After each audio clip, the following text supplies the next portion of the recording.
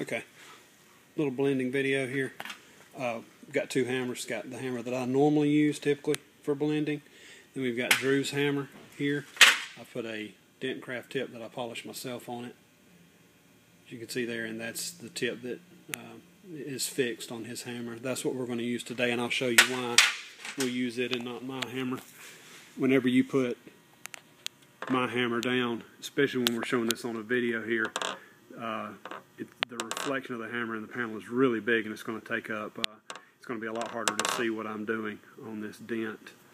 With Drew's, this finer tip leaves much less of a reflection, as you can see. So hopefully you'll be able to see what we're doing a little better. The only drawback to Drew's hammer is the shoulder area here is really short, especially when you're first starting out using a blending hammer, or trying to use a blending hammer. What I do is I anchor it in the palm and anchor the wrist, and that will keep you from going forward, and you can control it really well going back and forth. But left to right, you have very little control until you get used to it.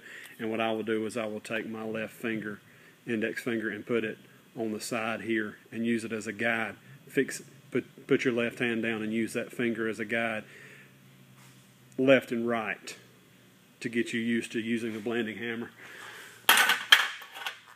But again, Drew makes an awesome hammer. I especially use this end.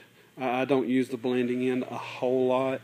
I do use this end for actually as my knockdown. I use it a lot, probably just as much as I use my hammer now. But as far as blending, not as crazy about it as I am my hammer or the Extend-A-Blend, which you can get really far away with if you're blending, say, a bedside, a white car. You're really trying to get the most out of it. You want to get that length out there. So, but we're going to do this freestyle. We're going to do a couple in this sale here in just a few minutes, and just wanted to show you guys the hammers, what I was going to be using here shortly, and the reason I was using Drew's over my typical hammer, so you guys can see exactly what I'm doing.